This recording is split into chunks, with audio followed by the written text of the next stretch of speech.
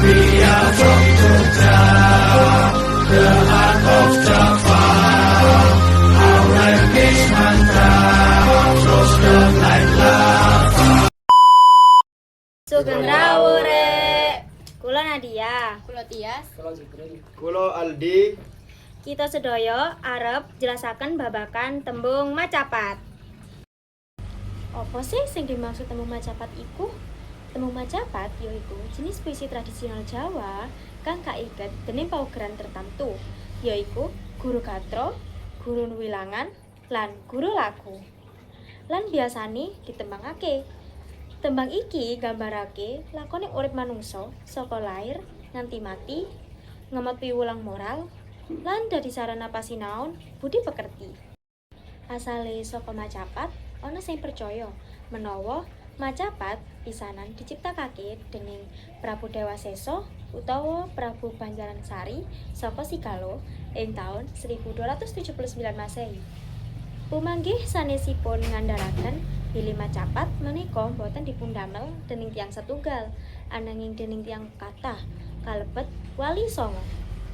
Sawetara pangripta macapat kang kondhang antara liyane yaiku Sunan Giri Kedaton, Sunan Giri Prapen, Sunan Bonang, Sunan Gunung Jati, Sunan Kalijaga, lan liyan-liyane. Jenis-jenis tembung macapat yaiku ana 11. Ana 1 Mas Kumambang, 2 Mijil, 3 Sinom, 4 Kinanti, 5 Asmaradana, 6 Gambuh, 7 Dandang Kula, 8 Durma, 9 Pangkur, 10 Megatruh, 10 Pucung. Saka salah siji tembung sing mau kula waca, kita sedaya arep jelasaken apa sih iku tembung Mas Kumambang? Tembung Mas Kumambang yaiku salah siji tembung macapat kang nggambarake tahap awal uripe manungsa, yaiku nalika ruh isi ana ing alam ruh utawa janin sing kumambang ngambang ing jero kandhutan ibu. Iku isine biasane nasihat urip, rasa prihatin, gambaran kesedihan utawa ketidakpastian. Onggeran utawa aturane yaiku guru gatra 4, larik, guru wilangan lan guru lagune yaiku 12I, 6A, 8I, 8A.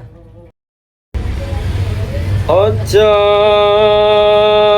sira niru tindak kang tanpa cek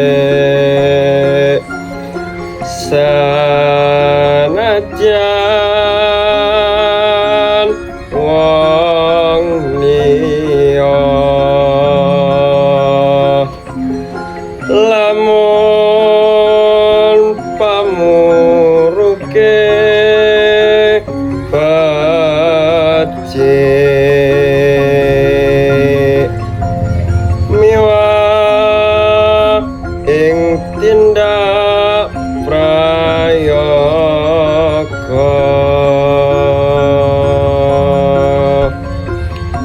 ana bocah kumambyang ing jero kuwa ati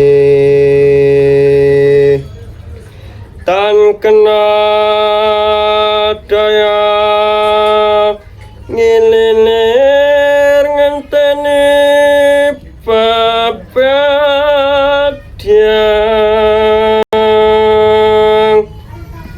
muka pinaringan raharja.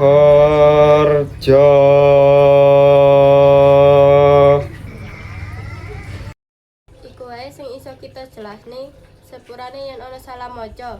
Matur nuwun sedayanipun. We are from Jogja, the heart of Java.